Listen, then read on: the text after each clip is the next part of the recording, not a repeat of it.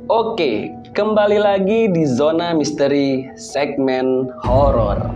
Kali ini gua akan menceritakan kisah seorang mahasiswa yang dimana dia diteror oleh penunggu pohon nangka di kampusnya. Sebelum kita lanjut cerita, kalian siapkan dulu cemilan dan minumannya. Zona horor aktif.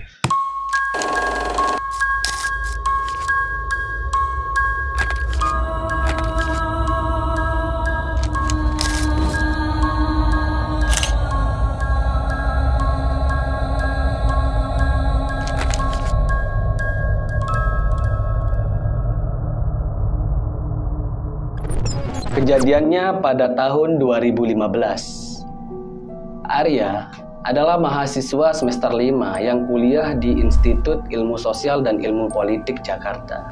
Arya dikenal dengan mahasiswa yang sangat pandai bergaul. Dia mempunyai banyak teman di kampusnya. Suatu hari, temannya Arya mengajak dia untuk nongkrong di kampus. Karena si Arya ini jika diajak nongkrong tidak pernah ada waktu. Bukan berarti dia tidak ada waktu untuk teman-temannya, akan tetapi setelah dia pulang kuliah, dia harus bekerja. Dia mempunyai kesibukan yang banyak di luar. Nah, saat itu mumpung Arya ada waktu longgar, akhirnya dia mengiyakan untuk nongkrong di kampus. Pada pukul 8 malam, di saat jam kuliah sudah bubar, akhirnya Arya ini keluar dari kelasnya. Kemudian Arya pergi ke tempat nongkrong yang dimana temannya itu mengajak dia untuk nongkrong di situ. Nah, di sana sama sekali tidak ada orang. Kemudian sembari menunggu teman-temannya datang, si Arya ini menghisap sebatang rokok sembari melihat ada dua sejoli memadu kasih di situ. Nah, dia menghisap rokok. Setelah itu, Arya ini tiba-tiba haus. Kemudian dia kepikiran untuk pergi ke pos satpam mencari minuman. Nah, dia jalanlah di situ ke pos satpam. Tiba-tiba sampai di pos satpam. Wah, sama sekali tidak ada orang di situ. Di situ posnya sepi banget, satpamnya nggak ada. Nah, akhirnya si Arya ini ya mau balik lagi ke tempat nongkrong yang tadi. Di situ tiba-tiba dia mendengar ada suara orang dari belakangnya. Padahal di situ tidak ada orang sama sekali. Dengan kampus suasana sangat sepi. Tiba-tiba ketika ada yang memukul pundaknya, di situ dia kaget, rasanya ingin berlari gitu. Nah, tapi sambil dia teriak, ketika dia menoleh ke belakang, tiba-tiba ternyata Pak Satpam. Lah, mau kemana Mas? Waduh Pak, bikin kaget aja katanya. Akhirnya ya udah, saya mau minum Pak. Wah, akhirnya si Arya ini dikasih minum sama ngambil minum di pos satpam itu. Nah, kemudian si Arya ini balik lagi ke tempat tongkrongannya. Nah, di situ tiba-tiba temannya ini nelpon. Namanya si Alek, nelpon si Arya. Ternyata Alek membatalkan untuk nongkrong pada malam itu. Ya mau nggak mau ya udah si Arya ya kecewa, yang tadinya dia ada waktu free untuk nongkrong tapi tiba-tiba nggak jadi karena dibatalin. Nah, tapi nggak masalah lah. Nah, daripada dia pulang sembari duduk-duduk di situ, dia masih mengingat-ingat kuliahnya yang tadi sembari dengan pikiran beban sebagai mahasiswa ya duduk-duduk di kampus sendirian. Tiba-tiba ada chat masuk. Dia lihat tuh HP. Ting. Ternyata dari pacarnya. Walah, pacarnya sendiri. Nah, pacarnya cuma nanya, Arya kamu di mana? Oh, lagi di kampus nih. Oh, kok malam-malam masih di kampus? Iya, soalnya teman-teman ngajak nongkrong tapi nggak jadi. Nah, setelah itu pada pukul 10 malam, nggak kerasa kan Arya udah nongkrong di situ sendirian. Kemudian dia berinisiatif untuk pulang aja. Daripada di sini sendirian, orang yang memadu kasih tadi sudah tidak ada di tempatnya, ya udah. Dia bergegas menyiapkan semua peralatan, tas, laptop, semuanya dibawa sama dia. Setelah itu dia ketemu sama satpam. Loh, Mas balik? Ya Pak. Nah, akhirnya satpam bilang, ya Mas, saya juga mau balik gitu. Ya udah. Setelah itu Arya ngambil motornya santai, pulang, Nah, setelah sampai di pintu gerbang belakang kampus, lah dia kaget loh. Kok gerbangnya kekunci gitu loh. kuncinya dari luar, bukan dari dalam. Lah, ini siapa yang kunci ya? Nah, kemudian setelah itu Arya nyari Pak Sapam yang tadi. Kan dia mau pulang cepat juga Sapamnya. Dia nyari, belum kan noleh kanan, noleh kiri gitu kan. Nah, Sapamnya nggak ketemu sama sekali. Mana sih Pak Sapam tadi? Ya udah, nggak dihiraukan. Nah, tiba-tiba ada yang manggil namanya dari belakang. Arya. Duh, dia kaget. Siapa yang manggil nama dia? Padahal malam itu di kampus sangat sepi.